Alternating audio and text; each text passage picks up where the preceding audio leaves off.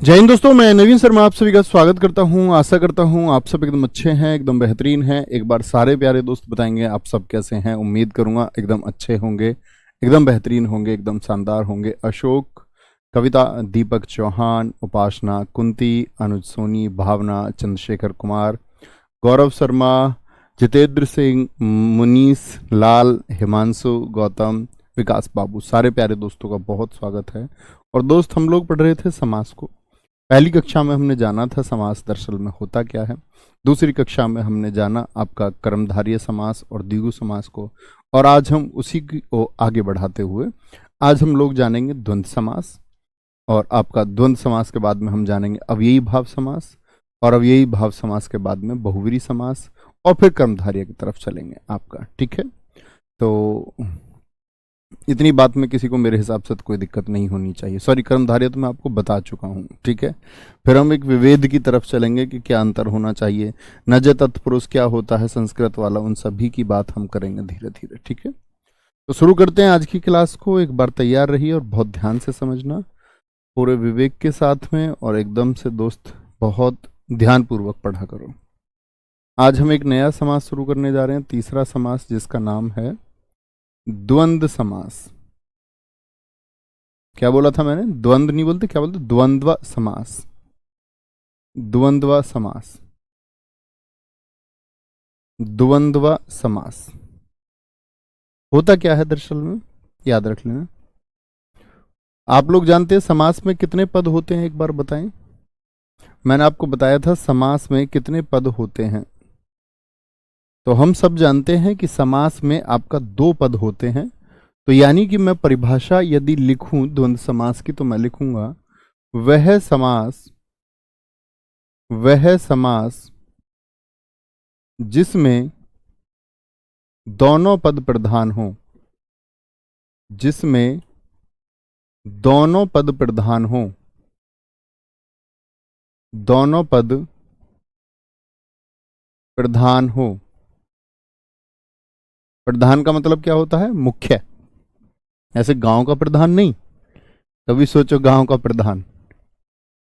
तो क्या बोलेंगे? वह समास जिसमें दोनों पद प्रधान हो, यानी दोनों मुख्य हो। आप ये नहीं कह सकते कि ये ज्यादा मुख्य है, या आप कह देंगे किसी दूसरे को ज्यादा मुख्य है। जैसे द्विगु में हमने पढ़ा तो एक संख्यावाची, फिर हमने पढ़ा एक विशेषण या विशेष्य होगा। अभी हम बात करेंगे दोनों पद प्रधान होंगे। तो देखते हैं जरा, दोनों पद प्रधान होंगे तो क्या उदाहरण हमारे बनते हैं, याद रख लेना। और इसमें आगे की बात क्या आती है, और यदि उनका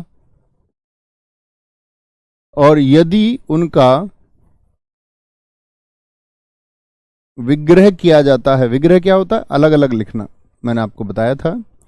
विग्रह किया जाता है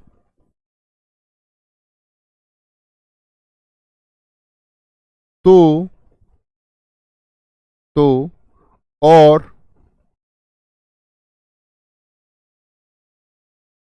या अथवा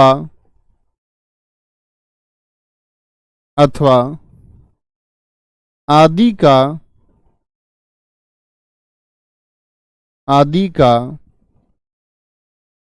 और या अथवा आदि का प्रादुर्भाव होता है। प्रादुर्भाव यानी कि जन्म, प्रादुर्भाव होता है कब? जब विग्रह करेंगे। जैसे दोनों पद प्रधान है, मैं कुछ उदाहरण के माध्यम से समझाऊं तो ज्यादा अच्छा समझ में आएगा। उदाहरण है इसका, सबसे अच्छा शब्द आता है आपका माता पिता। माता पिता, हिंदी भाषा में जब मैं आपको चिन्ह पढ़ाऊंगा उस समय मित्र मैं आपको पढ़ाऊंगा। ये जो चिन्ह होता है जिसको अंग्रेजी में हाइफन कहते हैं, यहां इसको बोलते हैं क्या? आपका योजक चिन्ह। तो द्वंद्व समास की एक पहचान योजक चिन्ह भी होता है, पहचान भी याद रखें। तो आप मुझे बताएं, माता और पिता में, माता और पिता में मुझे बताएं कौन प्रधान है? सारे दोस्त उत्तर करेंगे एक बार। माता प्रधान की पिता प्रधान? अब आप ऐसा थोड़ी कह दोगे कि घर में माता जी की चलती है या पिताजी की चलती है तो वो प्रधान है। तो माता अपनी भूमिका में है, वो अपनी भूमिका में प्रधान है, और पिता अपनी भूमिका में प्रधान है। ठीक है, तो क्या बोलेंगे, माता पिता हो जाएंगे या नहीं होंगे? मैं बोलूं पाप पुण्य। अब आप कहेंगे नहीं भैया, पुण्य अच्छी चीज है तो पुण्य प्रधान होना चाहिए, लेकिन पुण्य का अपना अर्थ है और पाप का अपना अर्थ है। ऐसा थोड़ी होगा कि पुण्य पॉजिटिव वर्ड है तो क्या बोलेंगे इसको, तो ये प्रधान हो जाएगा। बात है कि उस शब्द की अपना जो अर्थ है वह प्रधान है। पिता अलग प्रधान, माता अलग प्रधान, पाप पुण्य अलग अलग, दोनों आपके विलोम शब्द हैं एक दूसरे के। ठीक है, तो पुण्य किन के लिए प्रधान है? जो पुण्य आत्मा होंगे, जो इंसान होंगे। लेकिन जो असुर प्रवृत्ति के लोग होंगे उनके लिए क्या होगा? उनके लिए पाप प्रधान होगा। आप पॉजिटिव हैं तो आपको लगेगा पुण्य प्रधान होना चाहिए। जो नकारात्मक ऊर्जा वाले होंगे उनको लगता होगा पाप प्रधान होना चाहिए। ठीक, दोनों होंगे। क्या होंगे? दोनों होंगे। खरा खोटा, खरा खोटा, मेरा पुत्र तो खरा सिक्का है, ऐसे बोलते हैं ना। जैसे मैं बोलूं मेरे छात्र खरे सिक्के हैं। खरे मतलब एकदम शुद्ध, और खोटा जिसमें कोई दोष हो, खरा खोटा। तो खरा तो हो गया प्योर, और ये हो गया खोटा, हो गया इम्प्योर। जैसे हम बोलते सीताराम, तो राम जी प्रमुख या सीता? तो दोनों प्रमुख हैं, सीताराम हो गया, सीताराम हो गया। अच्छा, और कौन कौन से शब्द हो सकते हैं? और कौन कौन से शब्द हो सकते हैं? अन्न जल हो सकता है, अन्न जल, अन्न जल। अब मैं इसकी विभक्ति करूं तो क्या बोलूंगा? अन्न या जल, या अन्न और जल? अन्न और जल कह देंगे। तो ये मैंने बोला कि इसका जैसे ही हम विग्रह करेंगे तो और कई बार या कई बार अथवा का प्रयोग होगा। बहुत सारे हमारे दोस्त याद करते हैं योजक चिन्ह। मित्र, योजक चिन्ह इसकी पहचान है, लेकिन हमेशा योजक चिन्ह हो ये जरूरी नहीं है। आप भी शब्द लिखने का प्रयास कीजिए। अन्न जल हो गया, जैसे अपना पराया हो गया। ये तो भैया अपना का पराया तो विलोम शब्द होता है। हाँ जी, अपना और पराया, अपना और पराया। आगा या पीछा, आगा पीछा, ये भी विलोम शब्द हो गए, आगा पीछा। आजकल हो गया, ये भी विलोम शब्द हो गए, आजकल, आजकल हो गया। ठीक है, आजकल। और क्या हो सकते हैं आपका? सीताराम तो राम लक्ष्मण हो सकते हैं, राम लक्ष्मण। अभी मैं आपके शब्दों को भी एक बार देखूंगा, राम लक्ष्मण। ठीक है, जैसे धनुर्बाण हो गया, धनुर्बाण यानी धनुष और बाण। धनुर्बाण, एक तो धनुष हो गया, एक बाण हो गया, दो शब्द हो गए। जैसे 15 शब्द हो गया, बीच वाले जो शब्द थे याद हैं, 63 हो गया, 63। और भी शब्द आप ले सकते हैं। रात दिन शब्द हो जाएगा, विलोम शब्द है। राजा रंग को हो जाएंगे, रात दिन, रात दिन। फल फूल हो जाएंगे, फल फूल, फल फूल, फल फूल। बहुत बढ़िया। जितेंद्र कुमार जी ने लिखा है रातों रात, बहुत शानदार। आसपास बिल्कुल हो जाएगा, गौरव लाघव हो जाएगा, अग्रज अनुज हो जाएगा। बहुत बढ़िया। सोनू चाहर जी ने कहा रोटी सब्जी हो जाएगा। दो शब्द एक साथ सेट करने, गौरी शंकर बिल्कुल हो जाएंगे। लेकिन जब बहुव्रीहि बताऊंगा तो बताऊंगा कि बहुव्रीहि में उनको प्राथमिकता देनी है। प्रद्युम्न कुमार कह रहे हैं sir number also include in this. बिल्कुल, लेकिन शून्य वाले अंक नहीं मित्र।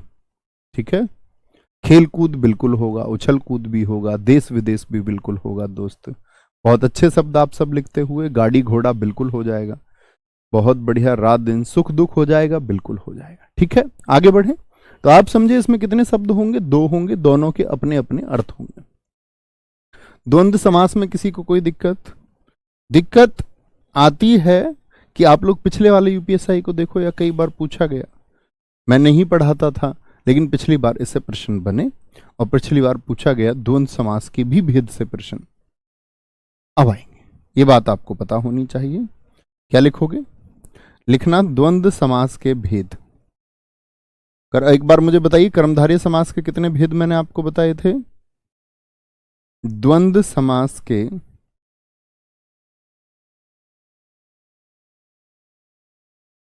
भेद। कभी भी कोई पूछे मित्र, आप कहेंगे भैया जी 3 भेद होते हैं द्वंद्व समास के। कितने भेद होते हैं? 3 भेद होते हैं। तीन भेद होते हैं, ठीक है।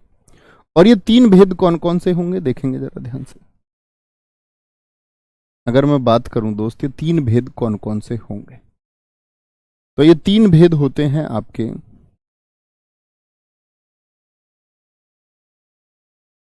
पहला भेद इसमें होगा आपका वैकल्पिक द्वंद्व समास। वैकल्पिक द्वंद्व समास, उम्मीद करूंगा शायद कुछ अच्छे छात्र हमारे जानते भी होंगे। वैकल्पिक द्वंद्व समास, वैकल्पिक द्वंद्व समास में आते हैं आपका, भाई है तो द्वंद्व ही, दो पद ही प्रधान होंगे इसमें भी, लेकिन दो पद प्रधान में कुछ ऐसे शब्द हो जाते हैं ना जिनमें विलोम शब्द लिखे हुए होते हैं, विलोम शब्द लिखे हुए होते हैं, ठीक है। वैकल्पिक द्वंद्व समास होता है। दूसरे समास की यदि बात करें तो दूसरा समास होता है समाहार द्वंद्व समास। समाहार द्वंद्व समास। अब इसमें कौन से शब्द आएंगे जी द्वंद्व समास के समाहार में, तो इसमें आ जाते हैं जो एक जाति का बोध कराते हैं, एक जाति का बोध कराते हैं, और ये भी नहीं पता चलता किसकी बात कर रहा है, बात तो एक जाति का बोध कराएंगे लेकिन अन्य पद की तरफ भी इशारा करते हैं। तीसरा होगा आपका, तीसरी की बात करते हैं, ये रंग बिरंगे पेन दिख भी जाते हैं, नहीं दिखते, कभी नहीं दिखते हो। तीसरा होता है इतरेतर द्वंद्व समास। इतरेतर द्वंद्व समास, इतरेतर द्वंद्व समास में क्या होता है भाई साहब कि इतर की बात होगी, यानी कि सिर्फ लिखे शब्द का अर्थ होगा, अन्य कोई बोध नहीं कराएगा, सिर्फ लिखे शब्द अपना अर्थ देंगे, अपना अर्थ देंगे या देते हैं, एक ही बात हुई। एक जाति के बोध से क्या मतलब है, अभी समझेंगे हम लोग उदाहरणों से, समझना भाई साहब बड़े ध्यान से देखो। अमन पटेल जी कह रहे हैं मुझे तो अपनों ने लूटा, गैरों में कहां दम था, मुझे तो पीईटी ने लूटा, यूपीएसआई में कहां दम था। बहुत बढ़िया। अब पेपर दे करके ना बहुत दिन तक ये पैट वाला सब जगह सब लिख रहे हैं, ये सब लोग सोशल मीडिया, तुम लोग सोशल मीडिया पे इतने बिजी रहते हो, पढ़ते कब हो?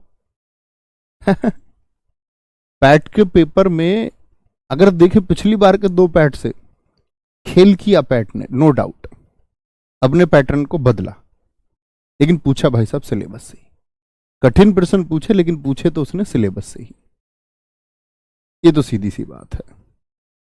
और ऐसा नहीं है, अगर हम बात करते हैं जैसे कि उसमें प्रश्नों का आप देखोगे तो जो करने के प्रश्न है, मान के चलो मैथ के जो 5 प्रश्न है, रीजनिंग के जो 5 प्रश्न है, हिंदी के जो आपका 15 क्वेश्चन है, ग्राफ में मान के चलो 2 ग्राफ कठिन आ गए, लेकिन ऐसा तो नहीं है सॉल्व होने के लिए।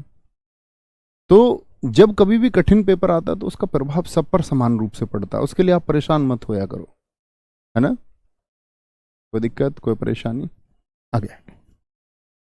द्वंद्व समास के भेद, कोई दिक्कत कोई परेशानी? तो द्वंद्व समास के भेद होते हैं 3। वैकल्पिक द्वंद्व समास जिसमें विलोम शब्द आएंगे, आप लिखें जरा विलोम शब्द कौन कौन से आप जानते हैं।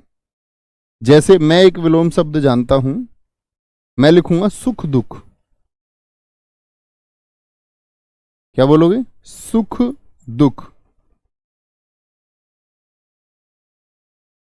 सुख दुख, सुख दुख की इस छांव से आगे निकल के देख, तू ख्वाहिशों के इस गांव से आगे निकल के देख। सुना है तुमने कभी किसी के द्वारा? सुख दुख मतलब 2 विलोम शब्द हो गए, जैसे जीवन मरण हो गया, जीवन का विलोम शब्द क्या होगा? अब दोनों के दोनों ही अर्थपूर्ण है, तो ढूंढने का कोशिश कीजिए। जैसे मैंने एक शब्द लिखा था अभी, खरा खोटा, खरा खोटा एक शब्द मैंने लिखा था भाई साहब, लिखा था, हाँ जी। भला बुरा हम इसमें लिख सकते, भला यानी कि अच्छा आदमी होता है, और बुरा यानी कि खराब आदमी होता है, भला बुरा हो गया। यश किसी की प्रसिद्धि है, और अपयश जब किसी की बदनामी होती है। दोनों विलोम शब्द हैं, दोनों के दोनों। देवासुर बिल्कुल हो सकता है, देवासुर, देवासुर, देव धन असुर, दो शब्द है इसमें। ये मैं आपको संधि विच्छेद जब हम इसके बाद में पढ़ेंगे जरूर होगा। देवासुर होगा, क्या हो जाएगा, देवासुर। शीतोष्ण बिल्कुल होगा, शीत माने ठंडा होता है और उष्ण माने गर्म होता है। ये दो शब्द होते हैं दरअसल में, शीत और उष्ण। उष्ण होता है गर्म और शीत होता है ठंडा। दोनों मिलके शीतोष्ण कैसे हो गया, ये संधि में सीखेंगे। शीतोष्ण हो गया, क्या हो गया, शीतोष्ण। सत्यासत्य हो गया, सत्यासत्य, दो शब्द हो गए। सत्य सत्य नहीं, सत्य धन असत्य से सत्यासत्य बना है। कुछ किसी को कहा और कुछ सुना, कहा सुनी हो गया, कहा सुनी। क्या होता है, कहा सुनी होता है। ऊंच नीच हो गया, विलोम हो गए, ऊंच ऊंचा, नीच नीचा, ऊंच ऊंचा, नीच नीचा। बहुत बढ़िया।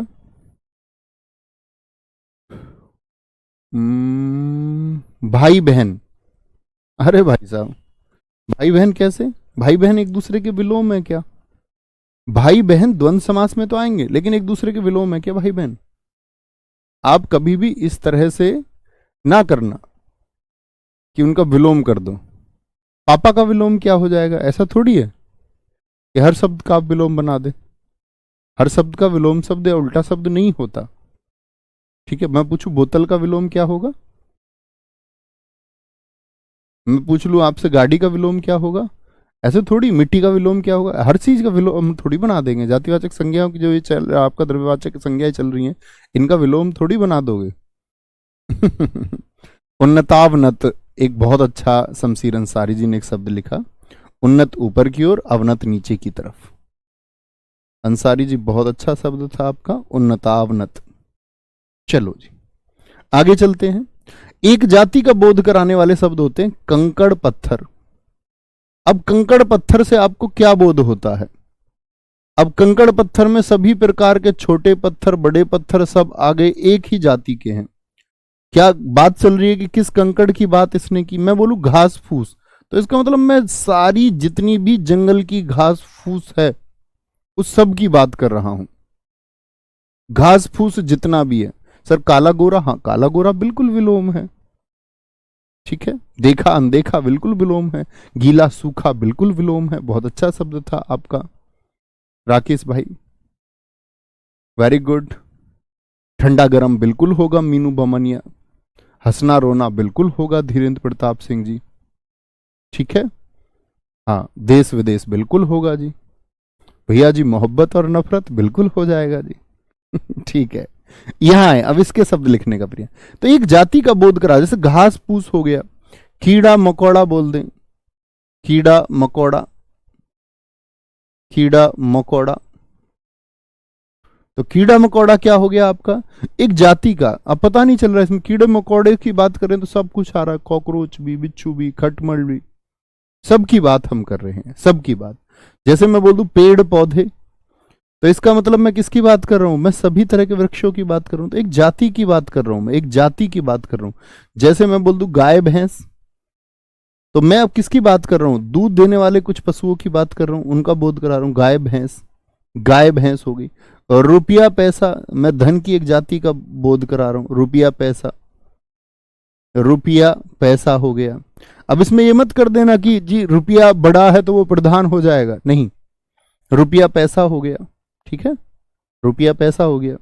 और आपका क्या, चाय पानी हो सकता है, चाय पानी। विलोम तो नहीं है इनमें से कोई, देख लेना। एक जाति का बोध करा, नाश्ते का बोध करा, चाय पानी कराया नहीं कराया, चाय पानी। ठीक है, एक जाति का बोध कराते। दाल रोटी, ये हमारे एक दोस्त ने लिखा, बहुत अच्छा लिखा। मूली गाजर हो गया, हाँ जी एक जाति सब्जी का बोध कराते हैं। खाना पीना हो गया, बिल्कुल ठीक बात है। बाल बच्चे हो गए, बहुत बढ़िया। बहनें माताएं हो गया, बहुत बढ़िया, अरे गुड। गेंद बैट हो गए, बहुत बढ़िया, वो खेल के समान का एक बोध, एक जाति का बोध कराते हैं। लेकिन जब इतरेतर की बात होगी तो लिखा शब्द ही प्रधान होगा। जैसे हमारे कुछ भाइयों ने कहा था अभी, भाई बहन, क्या बोलोगे, भाई और बहन। तो देखो ना तो एक दूसरे के विलोम है, क्योंकि भाई का विलोम, आप विलोम उसको लिखा करो जिससे शादी होती है। भाई का विलोम आप बोलेंगे हो जाएगा क्या? नहीं जी, विलोम आप किसी को लिखेंगे इस प्रकार से जो जाति का बोध कराता है, संभव ही नहीं है पहली बात तो। इसका सिर्फ आप लिंग बदल सकते हैं। भाई का लिंग बदल के क्या होगा? भाभी, नॉट बहन। बहन का लिंग बदलेंगे तो क्या बताया था मैंने आपको, क्या हो जाएगा? बहनोई, जीजा होता है। सर जीव जंतु, बिल्कुल ठीक है। घी दूध बिल्कुल होगा, एक ही जाति के हैं। आस्तिक नास्तिक भैया विलोम में आएंगे, बिल्कुल रोहित जी। इतना आप सोच पाएंगे तो इससे बढ़िया बात क्या हो सकती है। भाई बहन, तो ये क्या है? ना तो भैया एक दूसरे के विलोम है, ना ये एक जाति का बोध कराते, तो दोनों के दोनों अपना अर्थ देंगे। जैसे कि मैं बोल दूं राधा कृष्ण, राधा कृष्ण हो गया, तो किसका? अपने नाम का अर्थ देंगे। राधा राधा का बोध कराएंगे, कृष्ण कृष्ण का बोध कराएंगे। सीताराम मैं बोलूं कभी भी सीताराम, तो किसका बोध कराते? सीता, सीता का बोध राम, राम का बोध, ये दोनों एक दूसरे का बोध। मैं बोल दूं 63, क्या होगा? 63, 63, 63 किस में आएगा? संख्या वाले जो होते हैं इसको बोलते 60 और 3 का समाहार, सीता और राम का समाहार, 60 और ऐसे बोलेंगे इसको। तो समाहार जैसे ही हम कहते हैं तो बहुत सारी किताबों और गूगल पे इसकी परिभाषा बदल जाती है और इस संख्या को बोल देते समाहार द्वंद्व समास। क्या? 60 और 3 का समाहार। वो समाहार का मतलब एक सम्मेलन को कहता है, आप उसको कभी समाहार में मत पहुंचाना, ये बात याद रखो। अन्य संख्याएं भी आप लिख सकते हैं, 24 लिख सकते हैं आप, जो मैंने आपको बताई, तो वो किसमें होंगी आपका? क्योंकि 60 अपना बोध कराएगा और 3 अपना बोध कराएगा। ठीक है, ऐसा नहीं है कि ये संख्याओं का बोध करा रहे हैं आपको कि 100 का बोध भी करा दें, या ये आपको 150, 63 तो 63 का ही बोध कराएगा, 150 का थोड़ी करा देगा। लेकिन पेड़ पौधों में क्या होगा? अनेक प्रकार के पेड़ और अनेक प्रकार के पौधों का बोध कराता है। अनेक प्रकार के पेड़, कीड़ा मकोड़ा, अनेक प्रकार के कीड़ों और अनेक प्रकार के मकोड़ों। क्या अनेक प्रकार की राधा का बोध कराता है? नहीं। ठीक है, बहुत बढ़िया, बिल्कुल हो जाएगा, ये सही है। बोलेंगे जी, कोई दिक्कत? कोई दिक्कत भैया? क्या धीरे धीरे में हो सकता है द्वंद्व समास? नहीं बच्चे, वो मैं आपको बताऊंगा कि जब शब्दों की पुनरावृत्ति होगी ना, जब शब्दों की पुनरावृत्ति होगी तो अव्ययी भाव समास होगा। और ये विशेषण की एक पुनरावृत्ति है दोस्त, जो आपने पूछा धीरे धीरे, मंद मंद, ये आएंगे आपके सब अव्ययी भाव में, वहां मैं आपको बताऊंगा। ठीक है, कोई दिक्कत, कोई परेशानी? आगे चलें जी, आगे समझें। अगला यानी कि आपका चौथा समास आता है। चौथे समास है ना, या पांचवा पढ़ रहे हैं हम? एक बार बताना। अव्ययी भाव समास, अव्ययी भाव समास। मुझे बताएं एक बार, द्वंद्व में कितने पद प्रधान थे? दोनों पद प्रधान थे। अव्ययी भाव समास में क्या होता है आपका? इसकी परिभाषा होती है जिसका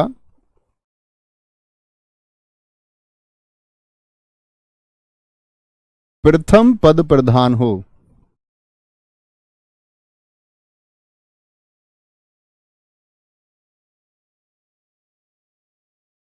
जिसका प्रथम पद प्रधान हो, प्रथम पद। अब प्रथम पद से मतलब क्या होगा जानते हैं ना? मैं पूर्व पद की बात कर रहा हूं। पूर्व पद कैसे? देखो, इसके लिए तुमको कुछ चीजें याद करनी होती अव्ययी भाव समास के लिए, मैं आपको बताता हूं। जैसे हम लिखेंगे, लिखना, जिन शब्दों में, जिन शब्दों में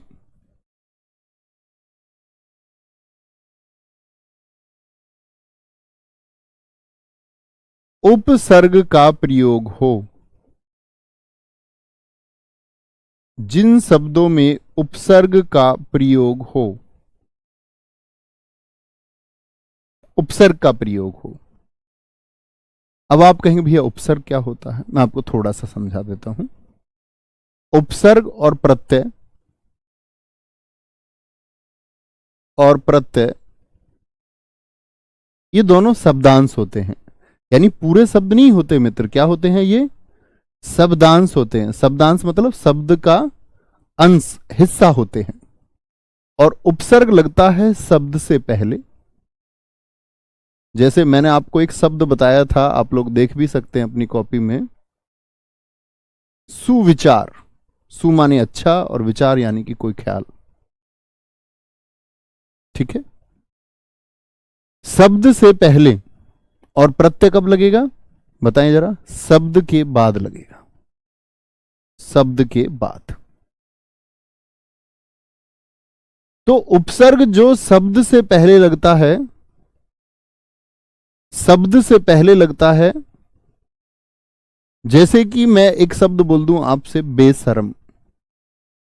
ध्यान से देखना मित्र, तो शर्म का अपना एक अर्थ है या नहीं है? लाज, शर्म, सेम जिसको आप बोलते हैं शर्म। लेकिन जैसे ही मैंने लिखा बेशर्म, तो ये क्या था? ये उपसर्ग था। और उपसर्ग शब्द के पहले लगकर उसके अर्थ को बदलने का, यानी कि उस शब्द पर विशेष प्रभाव डालने का काम करते हैं। भाई शर्म क्या था? लाज। तो जैसे ही मैं बोल दूं बेशर्म, तो अर्थ बदला कि नहीं बदला? ये बताइए। यानी अब कैसा हो गया? बिना शर्म का हो गया। वफा, उसका क्या हो जाता है आपका? बेवफा। यानी कि वफा का मतलब है कि किए हुए प्रॉमिसेस पूरे, ये वफा है। और बेवफा का मतलब क्या होता है? किए गए वादे जो पूरे ना हो। तो विलोम हो गया कि नहीं हो गया? कोई दिक्कत, कोई परेशानी? ठीक है, जैसे किसी का होता है आपका ईमान। ईमान किसको बोलते हैं आपका? ईमान कहते हैं कि अगर हम उसको परिभाषित करें तो बड़े शब्द लगेंगे, वैसे ईमान हम कह सकते हैं कि दूसरे को हानि ना पहुंचाने का गुण, ईमान। लेकिन बेईमान कर दूं तो जिसका कोई ईमान नहीं है वो दूसरे को हानि पहुंचा सकता है। ठीक है, तो समझ गए मित्र? एक बार थम्स अप करें उपसर्ग क्या होता है।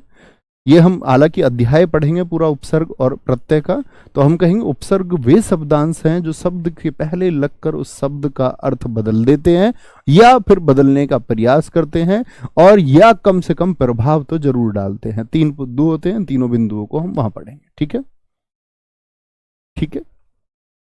तो उपसर्ग का प्रयोग हो तो उपसर्ग कौन कौन से हो सकते हैं? कोई भी उपसर्ग हो सकता है जो पहले लग जाए शब्द से पहले। जैसे इसमें से प्रमुख होते हैं आपका ए उपसर्ग हो जाता है, आ हो जाता है आ, नी हो जाता है नी। ठीक है, निर हो जाता है निर, निर। ठीक है, से लग जाता है, प्रति हो जाता, प्रति सबसे ज्यादा महत्वपूर्ण है, इसको आप सर्कल भी कर सकते हैं, सबसे ज्यादा इसी से प्रश्न पूछे जाते हैं। यथा हो जाता है यथा, यथा से बनने वाले शब्द, भर से बनने वाले शब्द।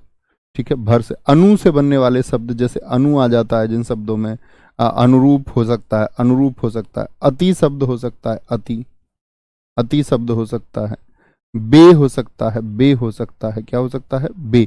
और अन्य भी बहुत सारे हो सकते हैं। ये कुछ पहचान है।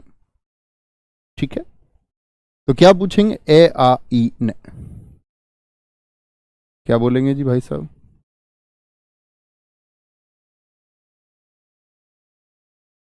कोई दिक्कत, कोई परेशानी?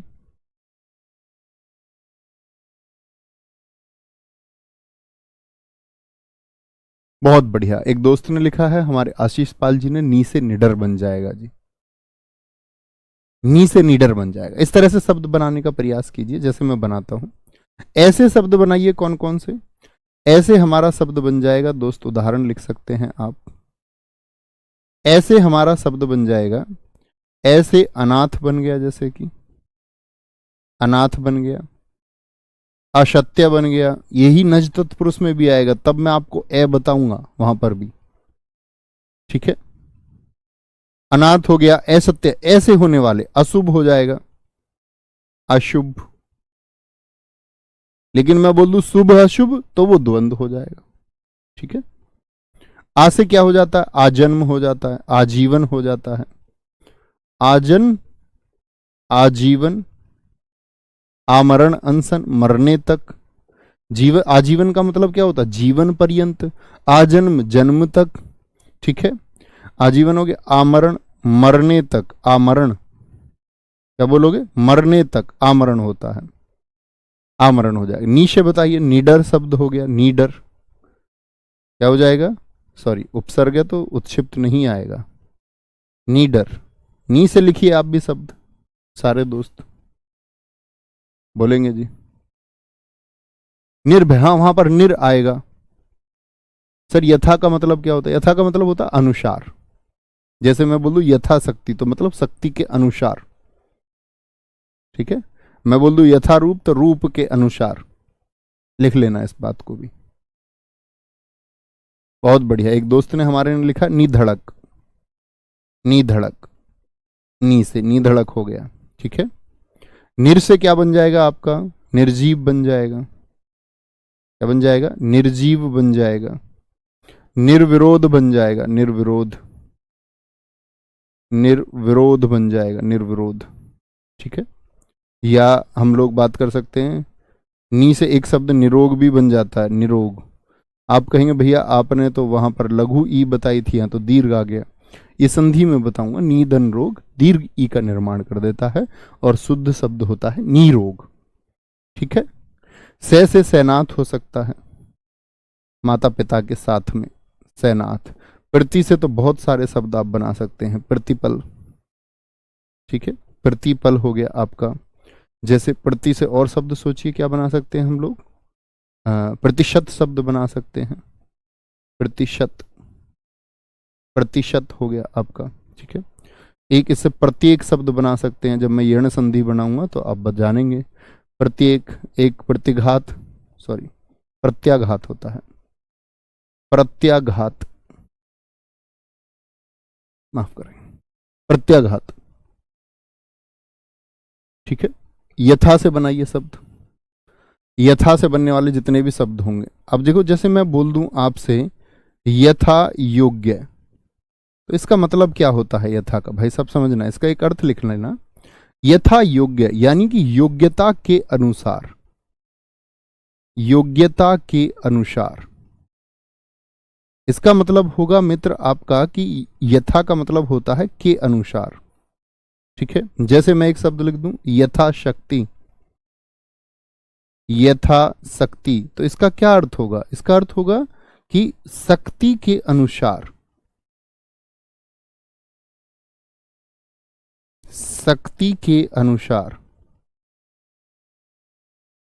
जैसे एक शब्द होता है यथावत, बिल्कुल वैसा ही, बिल्कुल वैसे के अनुसार, ठीक है। जैसे यथार्थ शब्द हो सकता है, यथार्थ होता, यथा आ गया यहां भी, यथा आ गया, हाँ।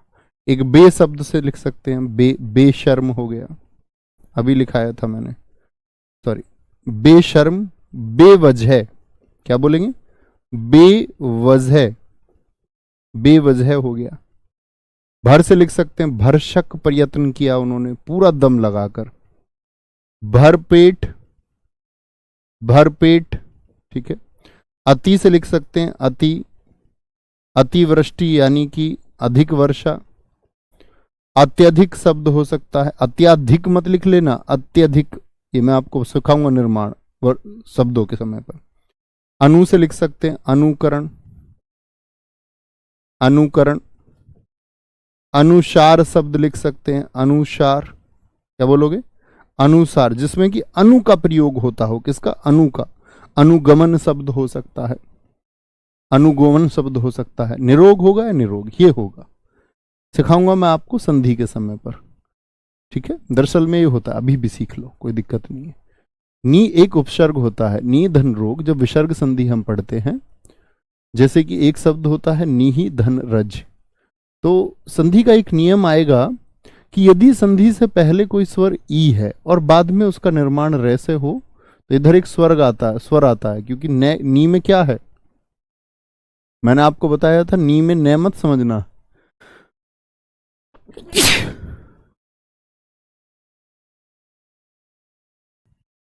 सॉरी सॉरी, न धन ई, क्या बोलोगे, ने। और ये दो कभी भी आ सकती हैं, छीक क्लास में भी आ सकती हैं। एक आने के बाद में माइक बंद कर लूंगा मैं, ये मतलब बचपन से ही आती हैं दो छीक। और ये पूरे दिन में कभी भी आ सकती हैं। ना धन ई, तो क्या बोलोगे? ई के बाद में रहे तो ये दीर्घ ई का निर्माण करते हैं भाई साहब। नीरोग बनेगा, नीरज कभी नहीं हो सकता, नीरज होगा, नीरज। ऐसे ही एक शब्द बनता है नीरव, ये 3 ही प्रचलित उदाहरण हैं इसके। निधन रव, क्या बोलोगे? कभी निरव नहीं हो सकता, नीरव होगा, तो दीर्घ ई ही लगानी है, ठीक है। तो निरोग नहीं लिखना, नीरोग लिखना है, ओके। नहीं तो आप शब्द को गलत लिख जाएंगे। समझे भाई साहब? इतनी बात में कोई दिक्कत किसी को? इतनी बात में कोई परेशानी? बोलेंगे जी कुछ भी हो, कुछ भी उपसर्ग आपको हो, ऐसा नहीं है कि यही उपसर्ग होंगे। एक बच्चा पूछ रहा है कि ये क्या सिर्फ यही उपसर्ग होंगे? नहीं, यही नहीं, लाखों करोड़ों शब्द हो सकते हैं, ठीक है। अनूप विश्वकर्मा, ये सही चलता है, सॉरी, गॉड ब्लेस यू। बहुत ठीक जी, कोई दिक्कत? समझे कि उपसर्ग यदि होगा, उपसर्ग यदि होगा तो कौन सा होगा? अव्ययी भाव होगा, अव्ययी भाव होगा। चिड़ी मार के अभी दोस्त बात मत करो, मैं आपको सिखाऊंगा ये सब कुछ। चिड़ी को मारने वाला, वहां कर्म आएगा, ठीक है, वहां तब तत्पुरुष आएगा आपका। बेधड़क हो जाएगा जी, हाँ बिल्कुल होगा, ठीक है। बेरहम बिल्कुल होगा। बेवक्त, बहुत अच्छा शब्द लिखा आपने नीतू शर्मा जी। अनुशासन, संतोष सिंह राजपूत जी, आपने बहुत अच्छा शब्द लिखा, ठीक है। यथा संभव का अर्थ बता दीजिए सर। अभी तो बताया, यथा का मतलब के अनुसार, यानी कि आपका, आप ऐसे बोलो थोड़ा सा, यथा संभव, संभव के अनुसार। तो संभव के अनुसार से क्या बनेगा? तो अर्थ थोड़ा पूर्ण सा नहीं लगता, तो आप लिख देना कि क्या बोलेंगे? संभावना के अनुसार। इसका मतलब क्या होता है संभावना के अनुसार? कैसे? जैसे आपके कोई रिश्तेदार बोले कि भाई साहब हमारा ये काम कर देना, तुम कहो यथा संभव, मतलब तुम उनसे कह रहे हो कि संभावना के अनुसार, अगर संभावना होगी तो मैं ये काम करा दूंगा। संभावना के अनुसार, अकॉर्डिंग टू पॉसिबिलिटी, ऐसे होता है, ठीक है। समझ पाए जी, समझ पाए, बहुत अच्छा। अब आगे आते हैं, अगली बात क्या होगी? दूसरी बात पर इसमें आ जाओ। एक तो हमने जाना उपसर्ग, दूसरा होगा पुनरावृत्ति। पुनरावृत्ति का मतलब क्या होता है? रिपीटिशन। पुनरावृत्ति का मतलब बार बार आना शब्द का। पुनरावृत्ति वाले शब्द भी अव्ययी भाव समास में जाएंगे।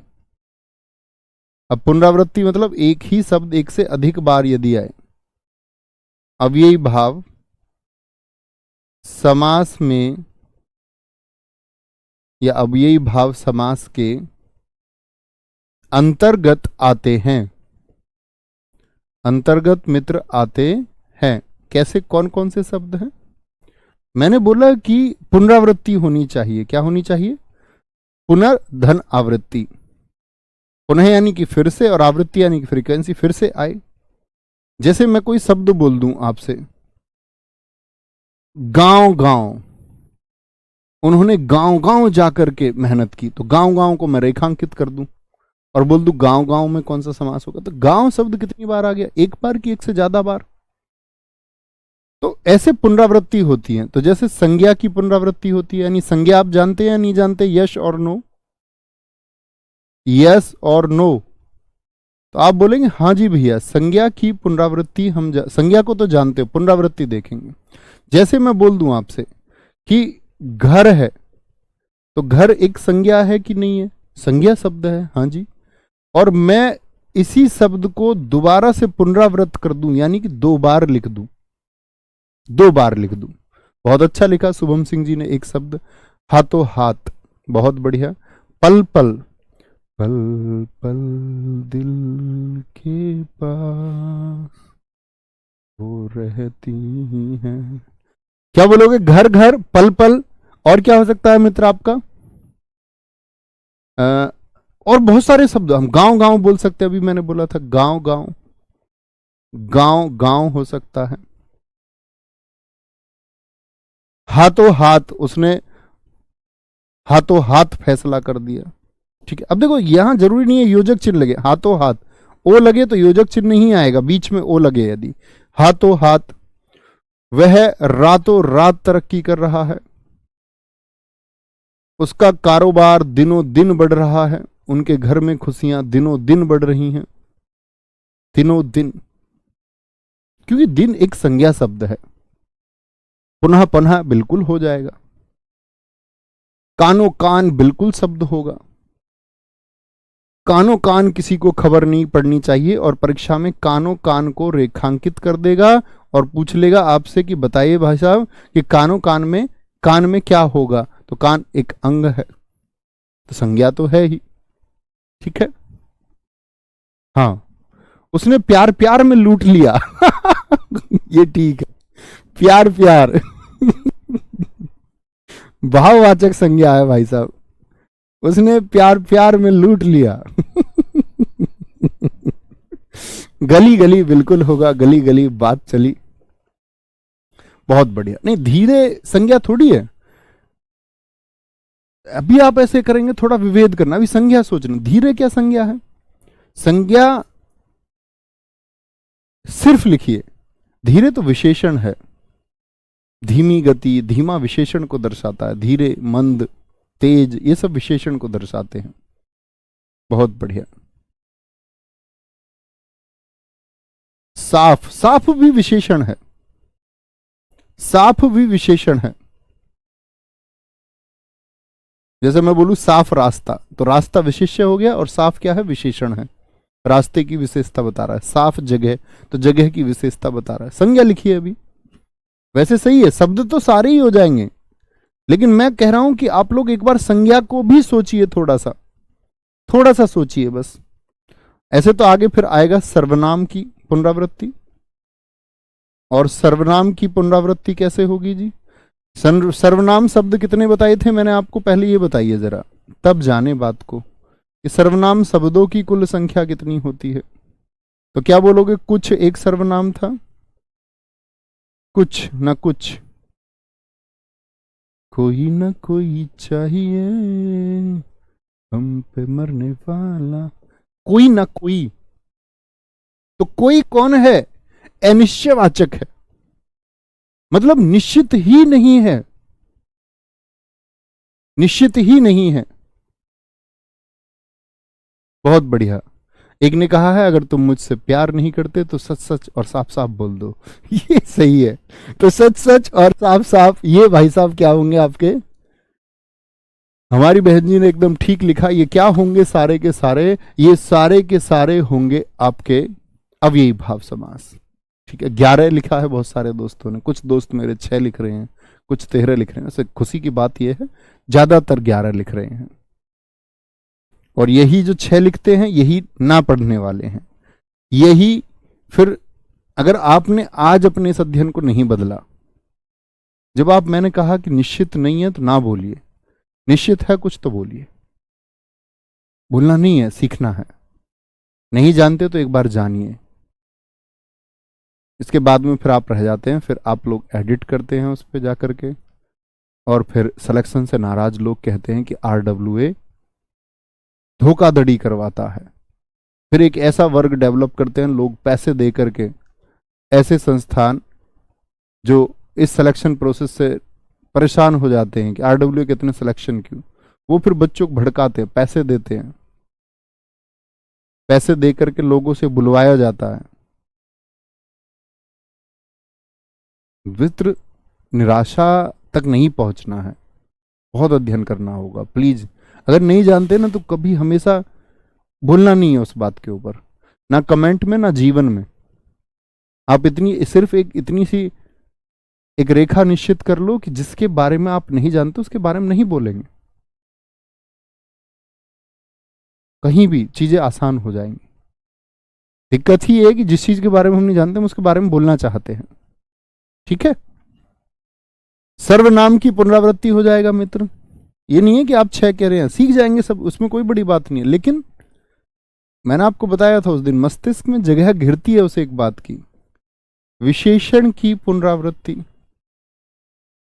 तो क्यों ना सटीकता के साथ चले, गुंजाइश ही ना छोड़े कोई, क्या बोलोगे, विशेषण की पुनरावृत्ति यानी विशेषण 2 बार आ जाए, जैसे वह मंद मंद मुस्कुरा रही है, मंद मंद।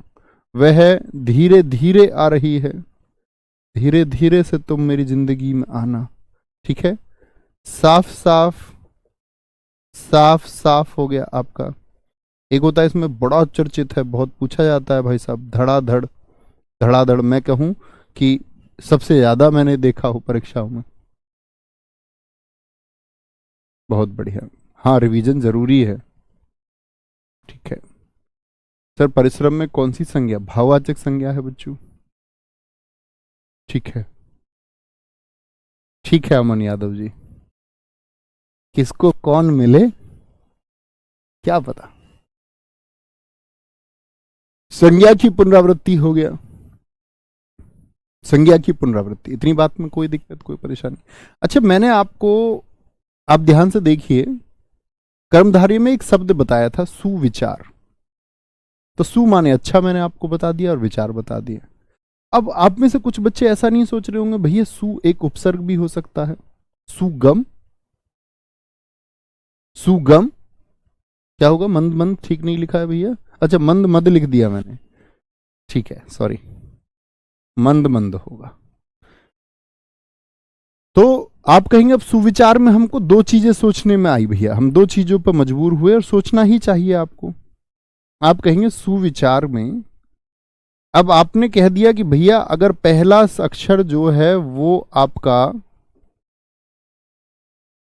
सुविचार, पहला अक्षर आपका उपसर्ग है तो अब यही भाव होगा।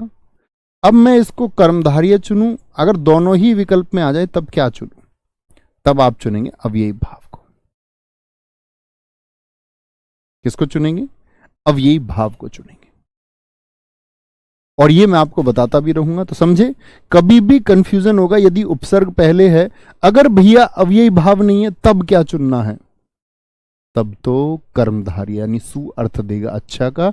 यानी एग्जामिनर आपसे जानना चाह रहा है उस समय कि आप जानते हैं विशेषण और विशेष्य को या नहीं। ठीक है दीपक चौधरी जी, क्या बोलेंगे? ज्यादा से ज्यादा। और लेकिन दोनों हैं तो क्या बोलेंगे? अव्ययी भाव। थोड़ा थोड़ा हो सकता है क्या सर? बिल्कुल हो सकता है साकिल, क्यों नहीं होगा। मतलब वो सारे होंगे, मैं तो बस बंटवाने की कोशिश कर रहा हूं कि संज्ञा सर्वनाम और विशेषण में बांटिए, बाकी दुनिया के सारे शब्द होंगे। यार मेरे तो धक धक हो रेला है, ऐसे थोड़ी लिख के देगा वाक्य, धक धक हो रही है, धक धक तो होगा, बिल्कुल होगा। ठीक है, कोई दिक्कत कोई परेशानी? और कल हम चलेंगे फिर बहुव्रीहि समास और फिर तत्पुरुष समास की तरफ। ठीक है, नजरों ने उनको जब जब देखा, हंसता देखा, खिलता देखा। तो पढ़िए, बहुत अच्छे से रिवीजन करते रहिए, धीरे धीरे आगे बढ़ते रहिए। बड़ा अध्याय है, प्रश्नों की संख्या हमेशा पूछी जाती है। फिर इसके बाद में संधि जाएंगे, संधि भी इतना बड़ा अध्याय होगा, लगभग 4 कक्षाओं का। और फिर तो बड़े छोटे छोटे चैप्टर बच जाएंगे। फिर आएंगे वॉकेब पर, शब्द ज्ञान पर। बड़ा अच्छा अनुभव हमारा वहां रहेगा, बहुत सारी चर्चाएं हमारी होंगी वहां, शब्दों के साथ में हम बहुत सारी अन्य चर्चाओं को भी कर पाते हैं। ख्याल रखिए। जय हिंद, जय भारत, जय मां सरस्वती। थैंक यू, नमस्ते।